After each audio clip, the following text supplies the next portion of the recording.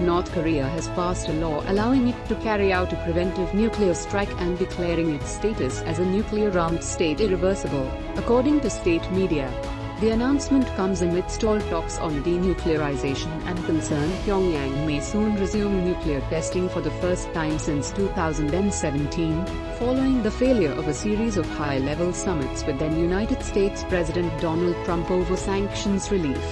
The country has conducted an unprecedented number of weapons tests this year, launching more than 30 ballistic weapons, including the first intercontinental ballistic missile in 5 years.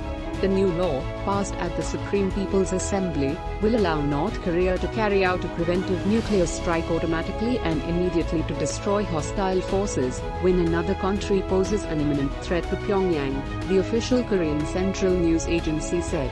With the law, the status of our country as a nuclear weapons state has become irreversible, KCNA quoted leader Kim Jong-un as saying.